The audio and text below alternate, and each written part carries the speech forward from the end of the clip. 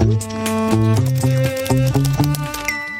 and welcome to the September 2023 podcast from the Monde diplomatique.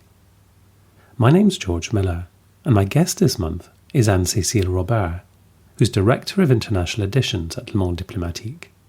Anne-Cécile has written a piece in this month's edition of the paper entitled Niger, 6th in West Africa's long list of coups. Before we get to the interview, just a quick reminder that all previous episodes of this podcast are on the website at monddiplo.com, and you can subscribe to it wherever you get your podcasts.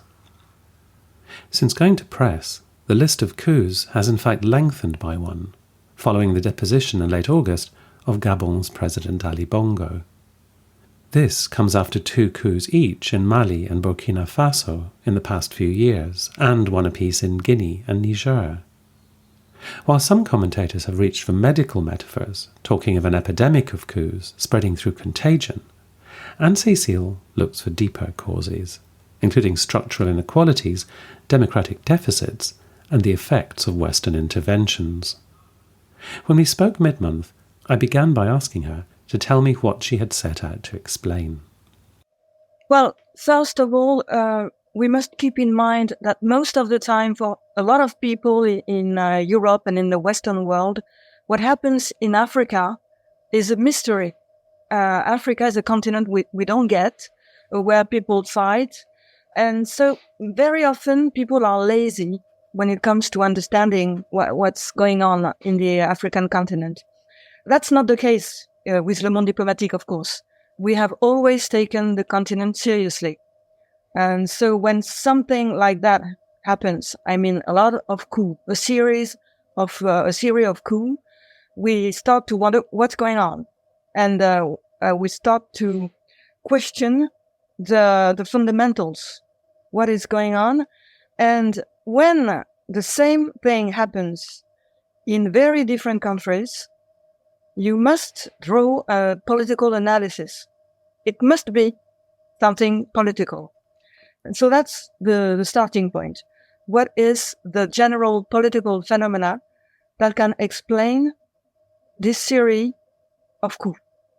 Then we start looking into each country to see if there are common movements, common ideas, common trends, taking the situation seriously. Because too often we see people just saying, well, another conflict in Africa again, they're fighting again, they are bringing the military into power again. And of course, it's not enough. From that, you can see, if you start looking at these events from a political point of view, you quickly see the problem is a problem of political legitimacy. Governments in Africa are suffering from a lack of political legitimacy. That's why the military has a space to act. Because when the democratic institutions fail to be representative and suffer from a lack of political legitimacy, why shouldn't the military take over? And when you look at all those countries in Africa, you see that the state is weak, the institutions are weak, and people suffer because the situation, the social situation, the political situation is worsening every day. And to a lot of people in Africa, the democratic institutions are not useful. They didn't prove to be useful. So why not try something else? When you read some commentary, it's expressed in terms of seeing the coups as a response to Islamist terrorism. They see it purely in security terms. So this problem of Islamist terrorism exists in the region and in various manifestations, and the military is intervening because they feel the response has been inadequate. Now, as I say, terrorism does exist, but in the way you're framing it, it's more productive to see terrorism as a sort of symptom of this wider lack of democratic legitimacy rather than terrorism being the sole cause of the coup, even though in Western debates, that is often what is most front of mind. It's what Western commentators tend to focus on because of anxieties about the export, again, the contagion of certain kinds of terrorism. But actually, that's really to mistake a symptom for a deep cause. Is that fair? Yes, I think terrorism is a symptom, and it spreads precisely because the states are weak. Terrorism would be there in whatever the circumstances would be, but the strength of terrorism and the way it spreads everywhere is the consequence of the weakness of states. It's something that Western countries and international institutions don't want to face, because if they face this fact, they have to wonder, why are the African states that weak? And when you ask this question, you immediately go to the international financial institutions that have been driving economic policies in Africa for decades and precisely destroying states and public institutions.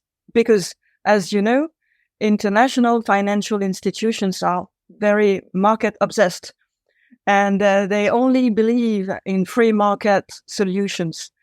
And the consequences of all those politics are that the states have been discredited, and they have been deprived from their means to be states, protecting people, building schools, giving justice to the people.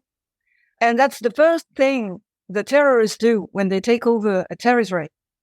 They bring back justice, or it's Islamic justice.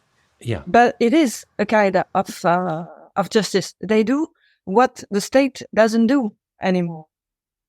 The question of the solidity, the strength of the state and the weakness of the state isn't very often addressed in the various comments that we can read or hear, because it obliges us to question the policies we have been imposing to Africa for decades.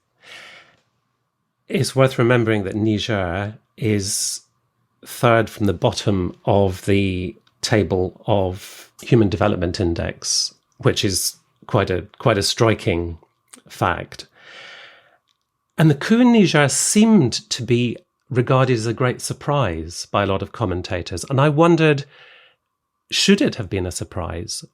Or should it have been possible to see that all the structural conditions were there for a coup to happen at some point?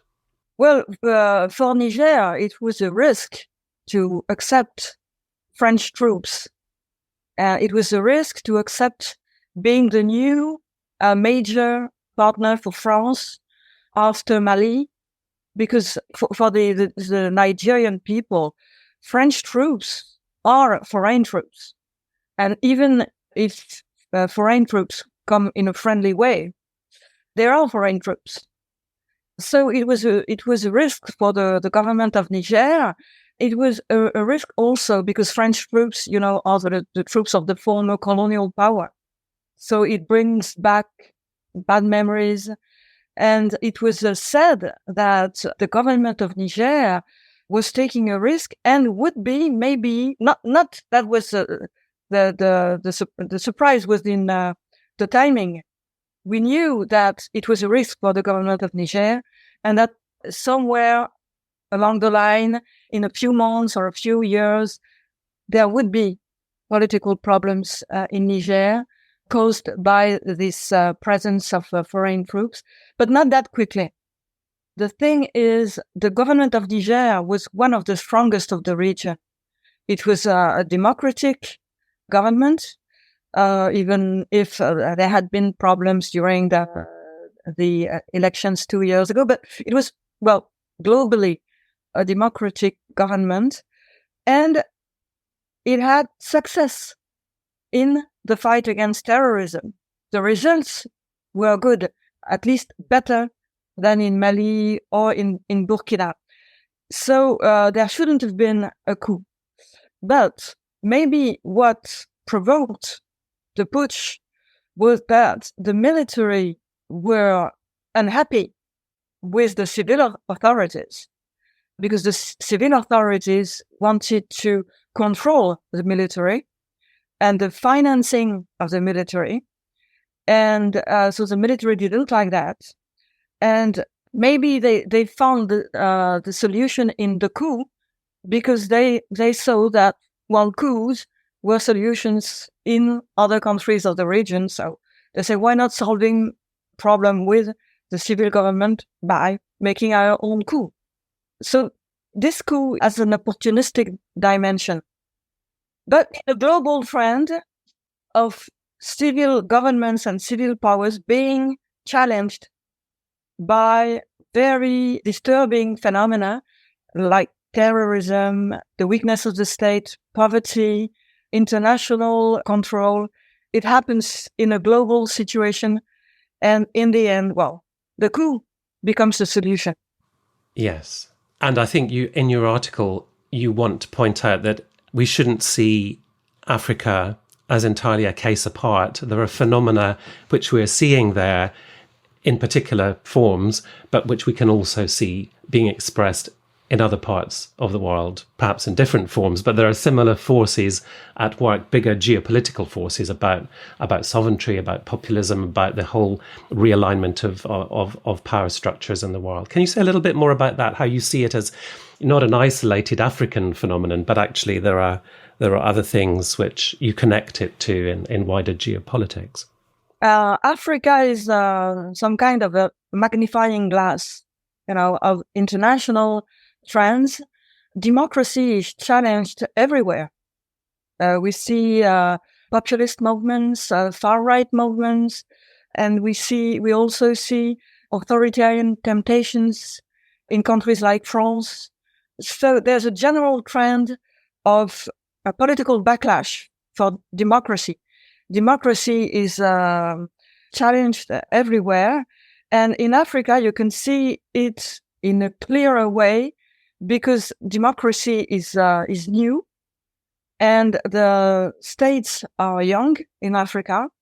So what happens in the rest of the world can be seen in a clearer way in Africa. But it should be some kind of an emergency signal for everybody. What's happening in Africa reminds us that maybe in the Western world and in Europe, we don't defend democracy as we should. We don't practice what we preach. Yes. And not practicing what you preach is one way to lose moral authority. And, there are many other ways to lose moral authority, such as focusing on security at the expense of human development, not paying attention to governance. There are many ways in which the West can be seen to be losing moral authority. What does the view look like from China and from Russia? They obviously are not indifferent to what is going on in Africa. How does that fit into the bigger picture of both those states and the people who conduct the coups? With those coups, the question of human rights, the question of freedom is set aside. So to regimes like the Chinese regime, the Russian regime, it's good news because it opens a space for them to say, well, we are in accordance with what you're doing. We are also fed up with those human rights policies that are, in fact, a way for the Western countries to impose their own policies and defend their own interests. So for China and Russia, it's an appeal. It says, it's time for you to come and put forward your own interests and your own policies. But at the same time, in Moscow and in Beijing, they are worried because nobody knows where those new military regimes are heading. Nobody knows what they are going to do. They seized power. They speak in broad terms, but they don't have any precise plan. in spite of seizing power and pretending they are speaking for the people and that they are going to defend national interest. Well, apart from that, we don't know where they're heading. We don't know what they want to do. They have no precise agenda. There's no timeline. They say we are going to give power back to the civilians, but we never know when. When they give a date, they change the date. And to Russia and China, it's not an easy situation because those countries, Russia and China, they like knowing where they are going. A good dictator is better than those guys. There's a coup, but in 6 months they can make another coup because one general doesn't agree with with another general. So it's not very steady. So they are looking into it. They are very cautious. They send ministers, they send emissaries, and they want to secure their interests. But I'm not sure that in the long run, it's a situation that they could bear. I think they are in a few months maybe going to ask for a reassurance from the juntas and the militaries. Because we're talking about countries which have often extreme forms of poverty and youthful populations and, the potential for a lot of dissent. And so the military men who are in charge will need friends, won't they? They'll need international friends. They can't survive if they are entirely shunned by the, by the rest of the international community. So what kind of reaction do you think the West, what kind of course do you think the West will pursue as these military regimes kind of become more entrenched? I think after a phase of indignation and condemnation, we could see some arrangements. That's what we saw, for example, with Mali. After sanctions, we started to negotiate, even France, because you can't go on being away from countries that are so important for African security and for the international market of raw materials. So you need to find some kind of agreement without being ridiculed. So I think after a while, we are going to find some agreements with them, even if the agreements are, just how could it's just a sort of nominal agreement, okay, not worth the paper it's written on. Yeah, the African Union, a regional organization, has, I guess, come out of this looking like it has failed. And you make the point that it really hasn't had any success in preventing coups. I mean, do you think that's a legitimate expectation that we should have of the African Union, that it should have the ability or the foresight to try to prevent coups, or do you think that is simply beyond its capacities and its remit? Well, the African Union was born in 2002 after the first organization, the OAU, that was created in 1963. And the African Union was precisely created to be more efficient in security matters and in fighting coups and bringing development to Africa. So people are very disappointed because the African Union doesn't deliver. And it's a shame because the African Union could be very useful in the new international relations that we are entering, because Africa needs to unite and speak with one voice. And that could be the role of the African Union. But unfortunately, the African Union doesn't really exist. You have, let's say, 3 or 4 strong countries that speak for the African Union. And they defend their own interests and not the interest of the continent. And those countries are Algeria, Egypt, Morocco, and South Africa.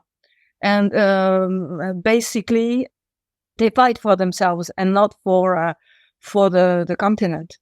It's too bad because it would be very useful for the continent to have an authority that could give strength and faith to the people in the continent. The last thing I wanted to ask you, Anne-Cécile, you began by saying Le Monde diplomatique takes Africa seriously, unlike a lot of publications. And I wondered at the moment, what are you paying particular attention to in Africa? As this situation develops, where are you training your attention in particular? Well, apart from Sahel, we are paying attention to South Africa and the southern parts of Africa, because it's a part of the continent that is open to the Indian Ocean and to China, and where you can see new commercial routes and new political links. South Africa is part of the BRICS, and it's very interesting to know how in this part of the continent the international relations of Africa are being reshaped. I was speaking to Anne-Cécile Robert, whose article in this month's paper is entitled Niger, 6th in West Africa's long list of coups. You can read Anne-Cécile's article at mondediplo.com. If you're a subscriber, you can also read every edition of the paper going back over 25 years and online exclusive content. And if you're not yet a subscriber, there's plenty of open access content online to entice you to become one. You'll find all previous episodes of this podcast on Le Monde Diplomatique's website, and you can also subscribe on your favourite podcast app. In the words of John Berger, why read LMD? To make sense of what's happening in the world behind the misinformation. I'll be back again next month with another interview with one of our contributors. So until then, thank you very much for listening, and goodbye.